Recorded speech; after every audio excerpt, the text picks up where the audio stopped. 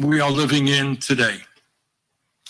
What the last few days have told us is that if there was ever any doubt, it should now be clear that no one is safe from this terrible pandemic. Doesn't matter if you are a frontline worker in a hospital, and today we thank all of the doctors and nurses and medical personnel for the extraordinary sacrifices they have made, and in some cases given up their lives for us in this pandemic. And it doesn't matter if you are an essential worker, critical worker at a supermarket, helping us get the food that we need, or a bus driver, if you're a worker in a meat packing plant, and it doesn't matter if you are the President of the United States of America. Each and every one of us is vulnerable, and we will remain vulnerable until there is a vaccine or a perfected cure.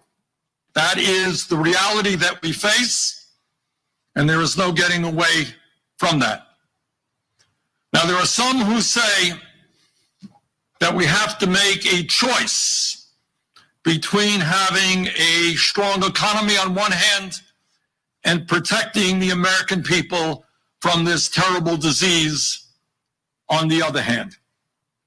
I disagree. The truth is that we will never have a strong economy so long as this pandemic continues to surge. We will never have a strong economy if people are afraid to go to work, if people are afraid to go to school, if people are afraid to shop or go out to a restaurant, or afraid to do all of the things that have always been done. We will never have a strong economy unless we get this pandemic under control. Is the solution to this crisis to shut down the economy and lock everyone in their homes? No, it is not. We can keep our country moving forward if we do so in a way that is disciplined, not dangerous, that is responsible, not reckless, and if we listen to the science. And now, importantly, I want you to take a moment and to ask yourselves some very simple questions. And I really want you to think about your answers, because there is probably no issue out there more important than this. Which candidate for president has shown that he will be disciplined, that he will be responsible, that he will do his best to protect the people around him as we deal with this pandemic? And the answer is Joe Biden.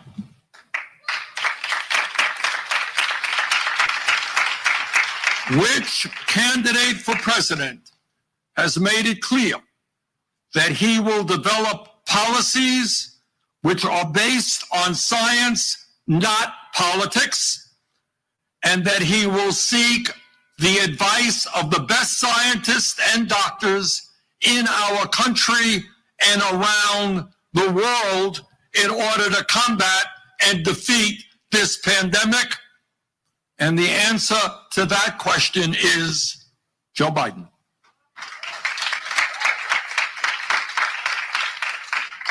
Which candidate for president will develop strong national protocols and guidelines and model the behaviors we all need to engage in to keep our families, our co-workers, and our neighbors safe? And the answer is Joe Biden. Which candidate has the temperament to see us through this unprecedented moment, the worst public health crisis in over 100 years? And let me repeat that question. Which candidate has the temperament to see us through this difficult crisis? I don't think there is any doubt that the answer to that question is Joe Biden. And my friends, that is why we need Joe Biden as our next president. And now let me say, if I might, a special word to the young people of our country. During the last year and a half, I have had the extraordinary opportunity to travel all across this country, in almost every state in the Union. And what I have learned is that the young generation in our country today, Black and white, Latino, Native American, Asian American, is an extraordinarily beautiful group of people. It is the most progressive, the most compassionate, the most open-minded young generation in the history of our country. It is a generation that thinks big, not small, and is prepared for a new vision as to what our country can and must become. And that vision is based on the principles of justice, economic justice, racial justice, social justice, environmental justice.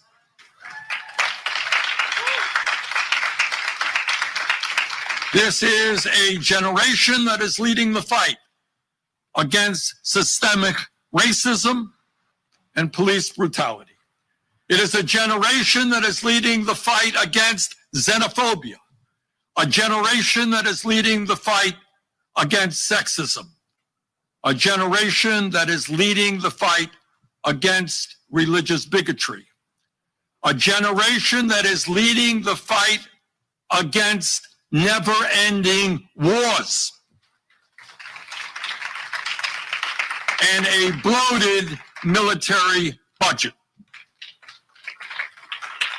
And this is a generation, unlike the current president of the United States, that knows that climate change is real, that it is imperative that we stand up to the fossil fuel industry, and that we are going to need bold action in order to create a planet that will be healthy for our children and grandchildren. This generation, younger generation, understands all of that.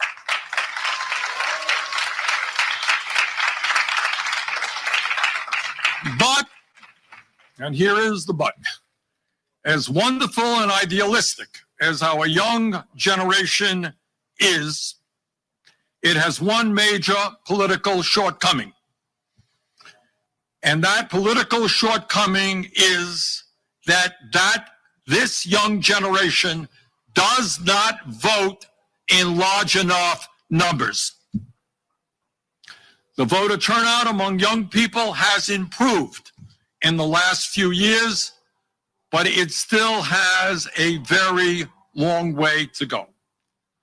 So today, I say to the young people here in Michigan and around the country, if you are worried about the outrageous level of student debt that many of you are incurring, if you are upset about the high cost of college and graduate school, if you are concerned about the low-paying jobs that many of you have, if you are concerned and worried about climate change, sexism, racism, homophobia, and religious bigotry, It is not enough to complain or to moan and groan. We got to fight back. And the first way is to vote.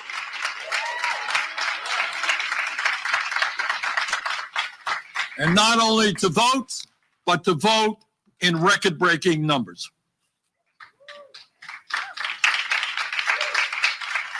And let me say this again to the younger generation, that if you vote at the same percentages as older people in this country vote, not only will Biden win this election, we will transform this country. The future of America depends upon you. Now, all over this country, as many of you know, in many Republican-controlled states, and this makes me really very sad, officials in a variety of ways are trying to suppress the vote. They're cowardly. They are trying to make it harder for working people, poor people, people of color, and young people to vote. They want a low voter turnout because they think that will help them politically.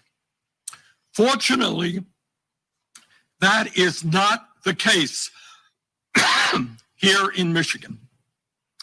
In Michigan, not only has early voting already begun in every township in the state, but you can still register to vote online until October 19th and in person until Election Day, same day registration. In other words, you can vote or register to vote right now, no matter where you live in the state. In addition, there are opening today new polling sites near 3 college campuses, East Lansing near MSU, as well as on campus at Western Michigan University and Northern Michigan University. Excuse me. Further, Detroit is opening 21 early voting sites across the city, which will be open 7 days a week until Election Day.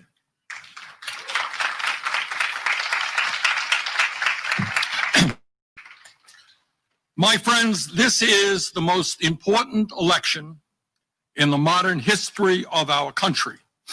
It is imperative that Joe Biden wins, that we have a Democratic House, including Debbie Dingell, and that we have a Democratic Senate, including your Senator, Gary Peters, who must be reelected. Now, I don't have to remind anyone here or in Michigan that in 2016, Donald Trump won this state and its 16 electoral votes by 0.2%. 0.2%. The stakes are just too high. We cannot allow that to happen again. So if anybody has doubts about whether their vote matters, remember what happened in 2016, 10,000 votes in Michigan. So your vote matters. In fact, it can be decisive in determining the future, not only here in Michigan, but because you are a major battleground state, what happens here can well determine the future of the entire United States of America. And now let me say a word as to why this election is so very important. And I don't have to tell anyone that the young people in our country have been dealt some extraordinarily hard blows throughout their young lives. In fact, young Americans have now lived through the 2 worst economic crises since the Great Depression of the 1930s. 12 years ago, Young people all over this country had to deal with the Wall Street crash that caused millions of Americans to lose their jobs, lose their homes, and lose their life savings. And many have never fully recovered from that crash of 12 years ago. And today, right now, young people are being hit by the massive economic downturn caused by the COVID-19 pandemic. During this pandemic, right now, 54% of young Americans under the age of 29 have either lost a job or had to take a pay cut more than any other age group. 52% of young Americans have been forced to move back home with their parents. 35% of young Americans have had problems finding enough money to pay for rent, medical bills, or other expenses. Unless we reverse course, everything being equal, the younger generation will, for the first time in the modern history of our country, have a lower standard of living than their parents. Because this country right now is experiencing massive downward mobility. We want to go up, not down. Young Americans today are making less money than their parents did when they entered the workforce. They have smaller savings accounts. They are less likely to own their own homes as the cost of housing has gone up and up and up. They are drowning in student debt. For what reason? That they chose to do the right thing and get a college education. And even though young workers are more likely than ever to have a college degree, the jobs they have are not paying them the wages or salaries they need to have an adequate standard of living. And many of the jobs have been hard hit by the pandemic. A majority of bartenders in America are young. Half of all restaurant workers in America are young.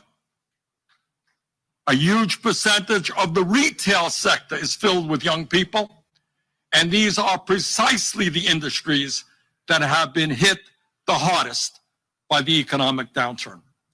In other words, while many millions of young people are struggling to pay off outrageous high levels of student debt, many of them are forced to work for wages that are much too low, if they are lucky enough to have a job at all. And if we do not get our act together soon, this very bad situation will become even worse. Because according to the Department of Labor, the occupations that will create the most jobs in America over the next decade are home health care aides, fast food workers, and cooks, jobs that pay low wages and don't require a college degree. Let me be as clear as I can possibly be, and that is that in the richest country in the history of the world, we have got to do better than that. We need to create an economy and a government that work for all of us, not just the 1% and wealthy campaign contributors. Now, it is no secret, no great secret at all, that Joe Biden and I have differences of opinion. And as United States Senator, make no mistake about it, I will continue to fight for the principles that I have advocated for a very long time. I ain't going away. But I also want to tell you that in fairness to Joe, if his campaign proposals were to be implemented, they would significantly improve the lives of tens of millions of working families and would make Joe Biden the most progressive president of the United States since Franklin Delano Roosevelt. And frankly, I don't think our campaign has done a good enough job in talking about what Joe is fighting for. So let me take a few minutes to do that. When Joe Biden is president, this is what is clearly in his state of principles. When Joe is president, he will make public colleges, universities, and trade schools tuition free for working families. And he will substantially reduce student debt in America. Under Joe's plan, if you attended a four-year public college or university and you earn less than $125,000 a year, he will cancel your student debt. Joe understands that every working class and middle class young person should be able to get a higher education regardless of the income of their families. Unlike the current president, Joe Biden understands that climate change is real, that it is caused by human activity, and that we have got to move aggressively to transform our energy system. And that is why Joe is proposing $2 trillion to transform our energy system away from fossil fuel towards energy efficiency and sustainable energy. And by the way, when we make that investment, we create millions of good-paying jobs in this country.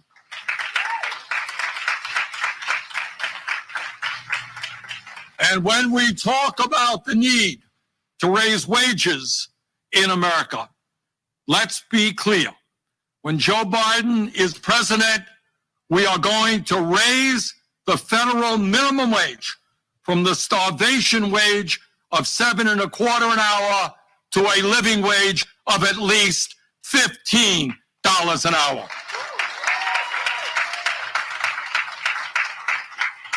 Joe understands that if you work 40 hours a week, you should not be living in poverty.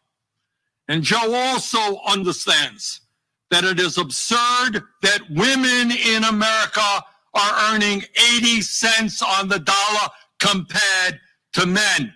Joe believes, you believe, and I believe equal pay for equal work.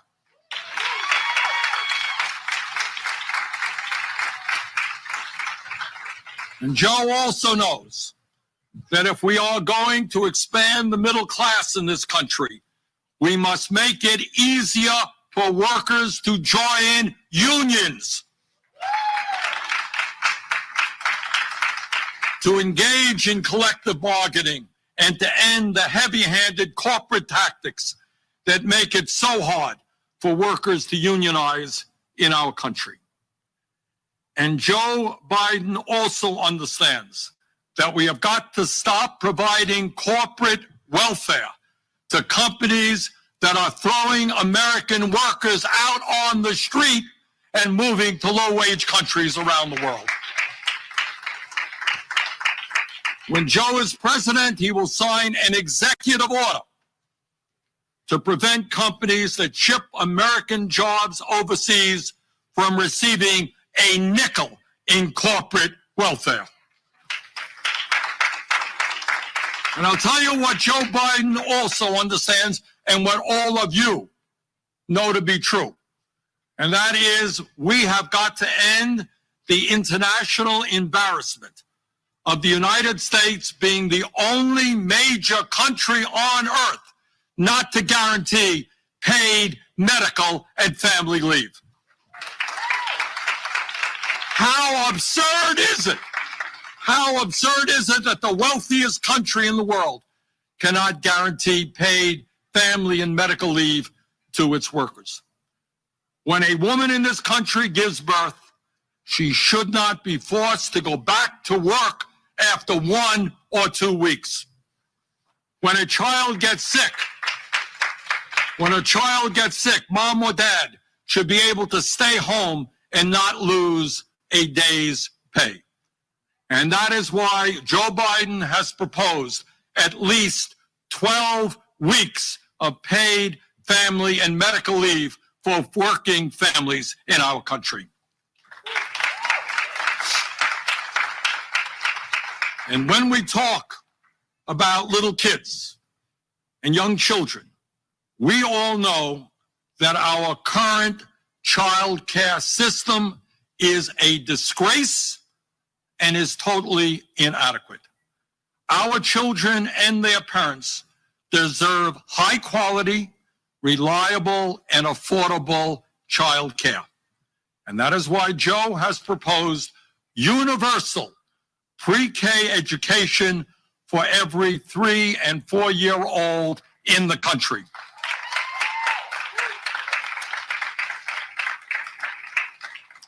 As some of you may recall, early in this campaign, I traveled to Canada with a group of diabetics to buy insulin, a life and death drug for more than 30 million Americans. And in fact, that trip with diabetics began in Detroit, Michigan. And here is what we found on that trip, and it's something I will never forget. And that is, you can go 15 miles into Canada, and you can buy insulin there for 1/10 of the price that it is sold here in the United States. No, you didn't mishear me. I said you can buy insulin in Canada for 1/10 of the price that it is sold here. Same company, same product, 1/10 of the price. And it's not just Canada, and it's not just insulin. While the drug companies, through their collusion, through their price fixing, and through their greed, make obscene profits every year, we end up paying by far the highest prices in the world for prescription drugs. 1 out of 5 Americans who get a prescription from a doctor cannot afford to fill that prescription. How insane is that? Joe Biden understands that we finally must have the courage to take on the greed of the pharmaceutical industry and lower the outrageous prices of prescription drugs in this country.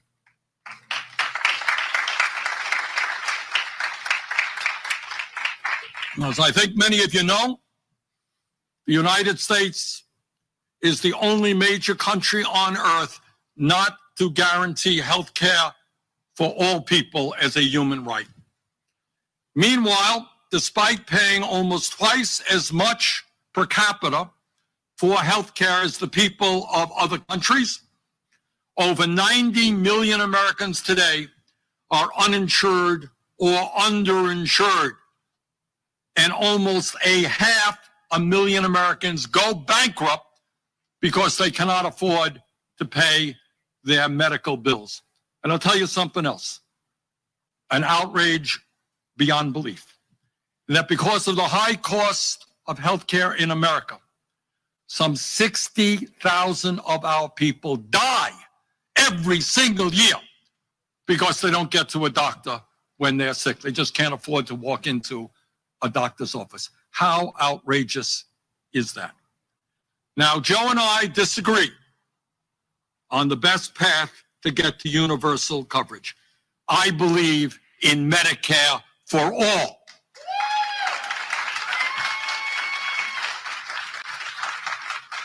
But while Joe and I disagree, I know that he will greatly expand access to health care and make it more affordable for tens of millions of people across this country. He will make sure that everyone in America has access to a public option similar to Medicare. He will lower the eligibility age of Medicare from 65 to 60, no small thing. He will expand Medicare to cover dental care and eyeglasses and hearing aids, and he will substantially increase funding for community health centers to make sure that millions of Americans get the primary health care and mental health care that they desperately need. Joe understands, as you understand, as I understand, as Debbie Dingell understands, that when you talk about health care, it's not just cancer and a broken leg. It is mental health care as well. Joe Biden also understands that we must end systemic racism in this country and that we cannot continue to have more people in jail than any other country on earth. And that is why Joe will end private prisons in America and private detention centers. And that is why we will make sure that no one in America sits in a jail cell because they are too poor to afford cash bail. Instead of more jails and incarceration, Joe understands that we need more jobs and more education.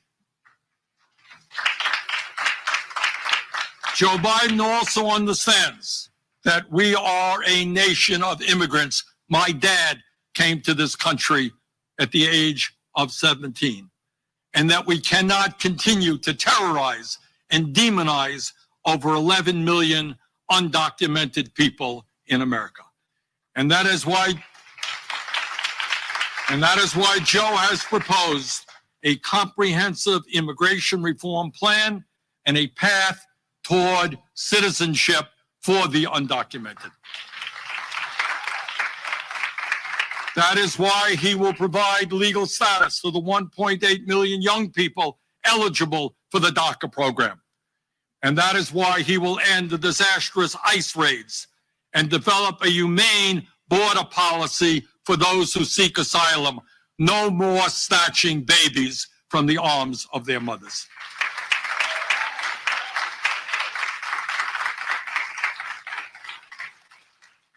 My friends, in this unprecedented moment in American history, let us reject those who want to divide us up based on the color of our skin, or our religion, or our sexual orientation, or the country of our birth. Let us come together as never before, Black and white, Latino, Asian American, Native American, gay and straight, those of us who were born in this country, those of us who immigrated here. Let us come together to elect a Democratic Congress.